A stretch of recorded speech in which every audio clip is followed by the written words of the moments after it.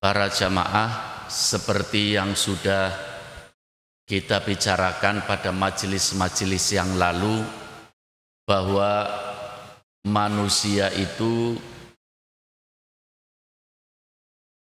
ada baiknya dan kadang-kadang melakukan perbuatan kejelekan, kesalahan. Itulah manusia. Tapi manusia yang baik itu manusia yang kebaikannya lebih banyak daripada kejelekannya. Itu pertama. Yang kedua, manusia yang baik itu apabila merasa kejelekan, merasa melakukan kejelekan, cepat bertobat kepada Allah. Manusia yang baik itu adalah manusia yang ketika merasa melakukan kejelekan, cepat memberhentikan diri. Itu manusia yang baik, manusia yang istimewa. Mudah-mudahan termasuk kita semua. Tidak ada manusia suci kecuali para nabi dan para rasul. Para nabi dan para rasul namanya ma'sum, dijaga oleh Allah.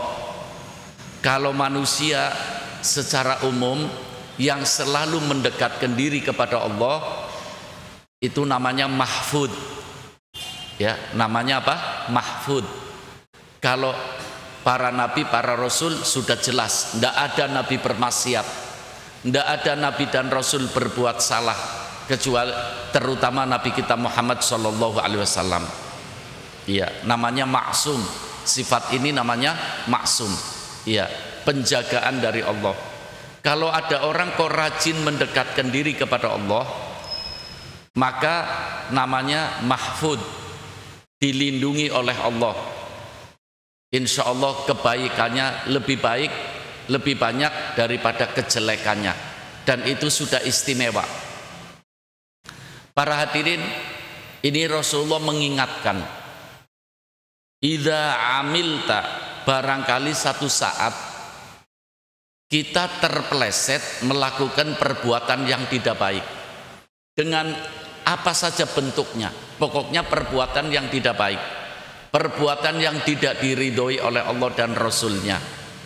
Kalau sewaktu-waktu kok kita terjadi melakukan perbuatan yang tidak baik, yang menimbulkan dosa, Rasulullah mengatakan fa'ahdits indaha, maka wujudkan di tempat ketika kita melakukan kejelekan itu.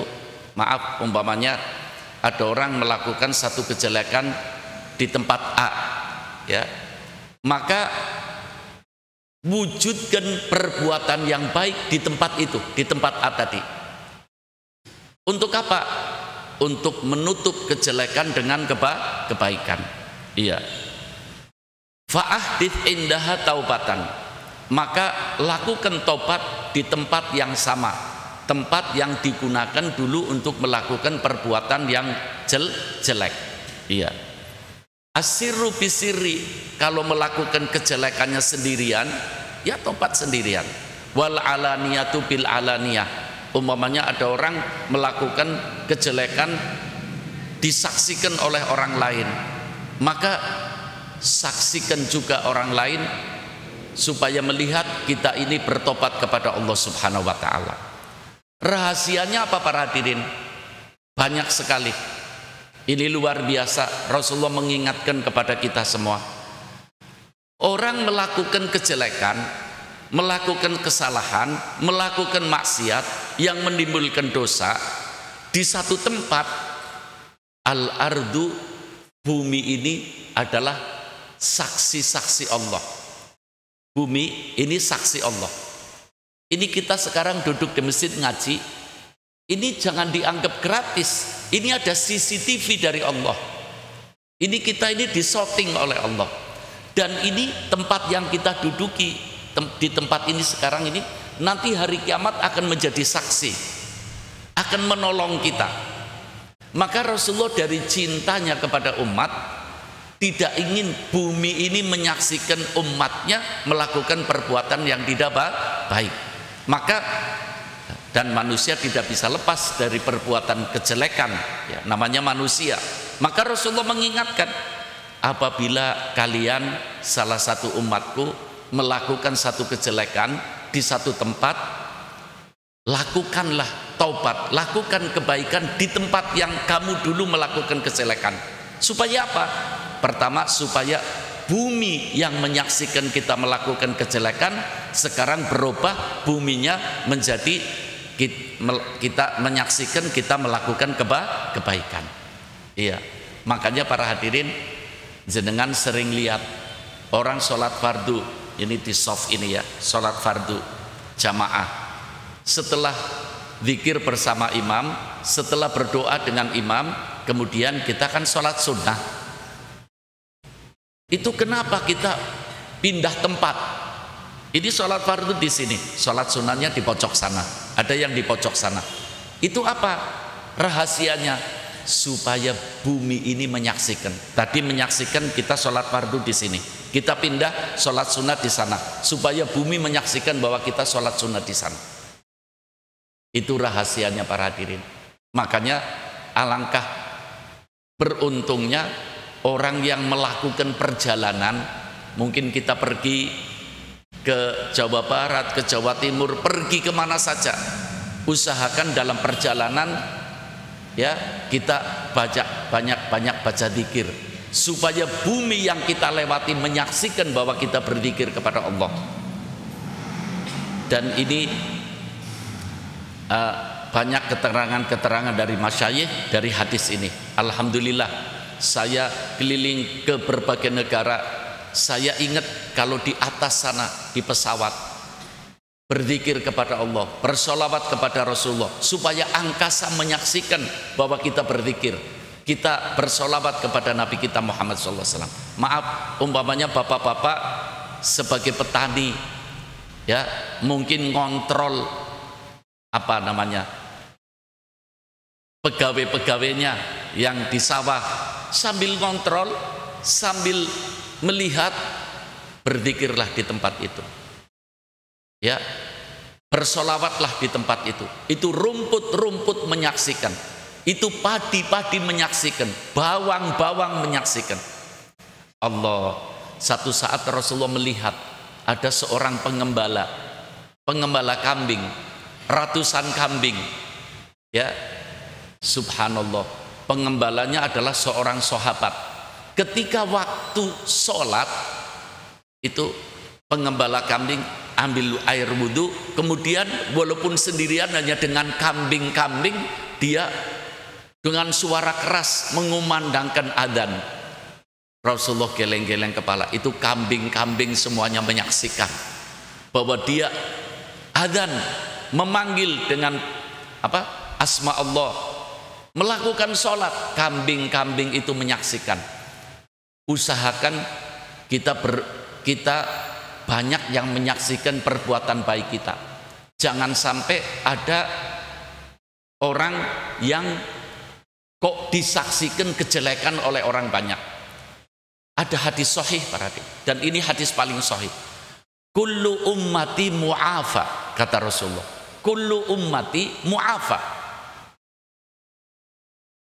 Semua umatku dosanya akan diampuni oleh Allah. Semua umatku dosanya akan diampuni oleh Allah. Ya, dia bertobat atau mungkin didoakan oleh orang lain. Semua umatku kesalahannya akan diampuni oleh Allah. Illal mujahirun, kata Rasulullah, kecuali umatku yang berbuat dosa terang-terangan. Nih, aku bisa maksiat seperti ini. Itu yang repot diampuni oleh Allah. Apalagi maksiatnya diviralkan lewat Facebook, berapa juta mata yang menyaksikan ya, maksiatnya dipertontonkan di TV, berapa juta mata yang menyaksikan.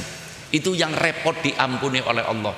Usahakan para hadirin, gadis-gadis kita dibimbing, sebab kalau ada gadis-gadis yang suka keliweran pakai sepeda motor, pakainya celana pendek, nggak pakai jilbab, berapa ratus mata yang menontonnya, yang menyaksikan. Itu repot tobatnya, itu repot diampuni oleh Allah. Ini cintanya Rasulullah kepada umatnya. Kemudian para hadirin, dalam hadis lain mengatakan, susullah perbuatan jelek dengan perbuatan baik, sebab perbuatan baik akan menghapus perbuatan jelek. Iya, manusia tidak bisa lepas dari perbuatan jelek. Kemarin saya mengatakan, kalau ada manusia baik terus, namanya apa? Malaikat. Tapi kalau jelek terus tidak mau berubah, namanya setan. Jadi yang namanya manusia kadang-kadang jelek, kadang-kadang baik. Tapi yang paling bagus selalu mempertahankan kebaikannya.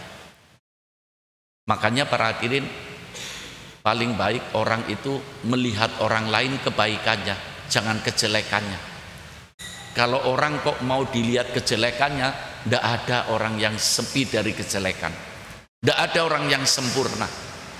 Kalau kita akan menilai kejelekan orang lain, tudinglah diri kita. Aku juga sama seperti dia, sama-sama manusia. Kalau dia punya kejelekan, aku juga punya kejelekan. Memang Indonesia punya pepatah ya para hadirin. Semut gajah di kelopak matanya tidak kelihatan, gocokan besar ya. Di depan matanya tidak kelihatan, tapi semut di kejauhan sana kelihatan. Artinya apa? Kesalahan dirinya yang besar seperti gajah tidak mau melihatnya, tapi kesalahan orang lain sekecil pun akan disorot. Sorotlah kesalahan kebaikan orang lain. Apalagi kalau orang mati. Ada orang mati, ya siapa sih yang tidak punya kejelekan? Jangan sampai kita menceritakan kejelekan orang yang ketika itu orang itu mati. Rasulullah pernah mengingatkan, "Udzkuru mahasina mautakum," kata Rasulullah. "Udzkuru mahasina mautakum." Ya, sebut-sebutlah kebaikan-kebaikan orang yang mati di antara kamu. Kenapa kita diperintah menyebut kebaikan-kebaikan orang yang mati? Sebabnya apa? Ketika orang mati itu malaikat kumpul, ratusan bahkan ribuan malaikat. Ketika orang-orang pada ngomong tentang kebaikan orang ini, malaikat menyaksikan. Padahal Allah Maha tahu. Malaikat menyaksikan. Ya, apalagi sampai orang-orang yang hadir jenazahnya sampai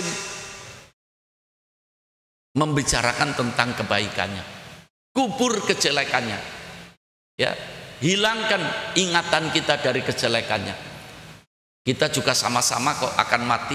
Kita tidak ingin kalau kita mati kejelekan kita diungkap-ungkap. Kita tidak ingin. Makanya kalau ada orang mati, jangan ada orang mati, wah makanya itu ya selalu jangan, bahaya itu. Kemarin ada satu pertanyaan, tetangga saya tidak pernah ke musola, tidak pernah ke masjid, tidak pernah sholat. Bagaimana kalau mati? Kita ikut sholat jenazahnya apa enggak? Masalah dia tidak sholat, ya itu urusannya dia dengan Allah. Tapi kalau dia mati, urusan kita dengan dia adalah hukukul muslim.